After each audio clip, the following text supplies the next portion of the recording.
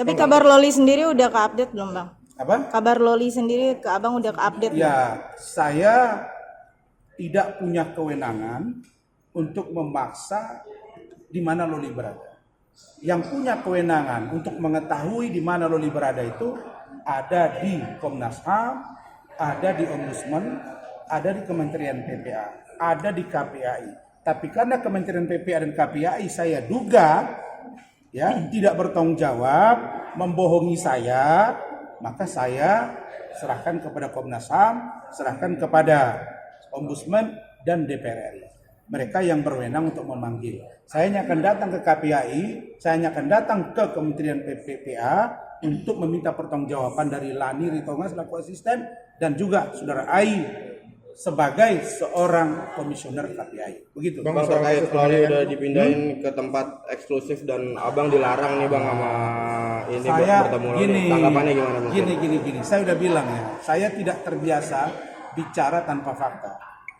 Kalian lihat sendiri kan, 5 bulan mereka tidak mampu menjinakkan Loli. Itu artinya apa? Bahwa memang NM itu tidak mampu berkomunikasi dengan Loli. Dan Loli menolak. Sedurhaka-durhaka anak dalam kategori pemikiran orang yang waras. Pasti kalau ibunya memeluk dan punya cara untuk bagaimana anak ini dapat memaafkan ibunya dan dia curhat. Harusnya itu terjadi, tapi tidak terjadi. Bisa jadi karena Loli memang sudah sangat benci, atau sebaliknya NM juga sangat benci, tapi takut kalau secara terang-terangan nanti menghancurkan Loli. Jadi dibuatlah ini sedemikian rupa, diberitahu ke kita safe house, aman, nyaman. Apa sih yang nggak disampaikan kalimat oleh pengacaranya Fahmi yang tidak punya wibawa ini? Ya, ternyata dia tidak diinformasikan juga 5 bulan. Nah sekarang ngomong sangat eksklusif gitu ya? Iya benar. Nggak pernah saya dengar sangat eksklusif. Yang ada eksklusif itu kalian wawancarai saya eksklusif. Yang ada itu adalah sweet room. Nah, yang merasakan sweet room itu sejak saya pegang, sejak saya tangani, itu baru sweet room. Saya pastikan dia Jumat, Sabtu, Minggu, Senin, Selasa, Rabu, Kamis, Jumat 8 malam.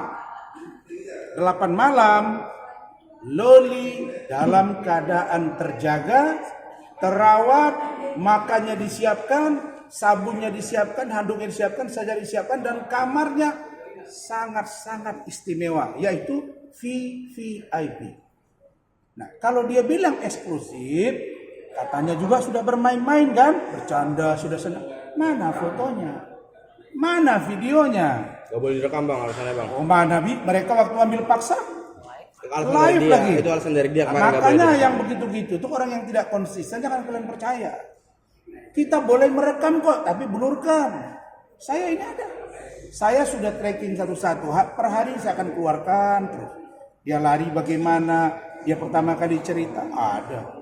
Diblurkan. Kalian wartawan juga tidak boleh menayangkan anak di bawah umur kecuali diblurkan.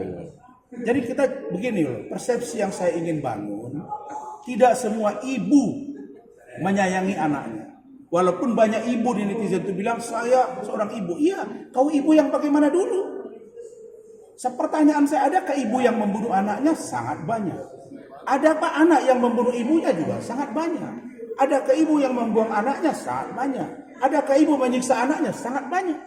Pertanyaannya, kalau ada anak teraniaya atas nama ibu yang mengandung, kemudian anak ini di bawah umur, kita boleh bilang, kau anakku.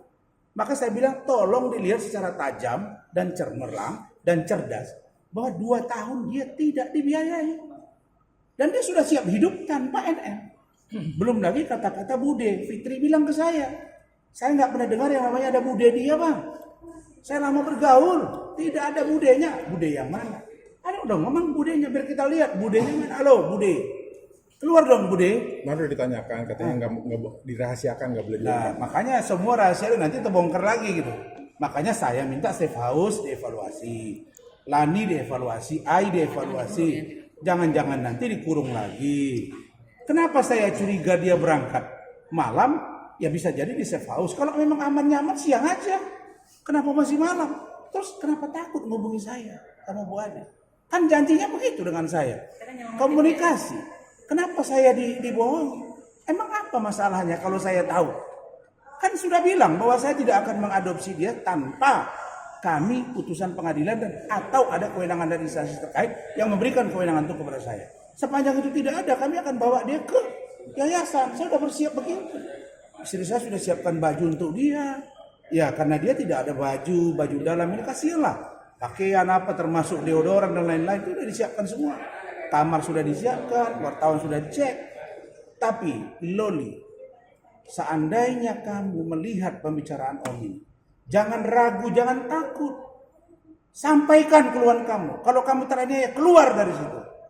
Ya, cari Om, kita bawa lagi kamu ke instansi terkait, ke Komnas HAM, ke Ombudsman, ke DPR RI. Saya akan bawa selamatkan anak itu atau perlu ke Mabes Polri. Karena itulah saya minta agar Kanit PPA-nya itu ditindak. Karena Citra ini nggak pantas. AI juga komisioner KPI nggak pantas mereka di situ. Lani juga nggak pantas. Safe House apalagi. Saya kira begitu. Terima kasih sudah menonton video ini. Jangan lupa subscribe dan aktifkan lonceng notifikasi supaya kamu nggak ketinggalan video terbaru dari Grid.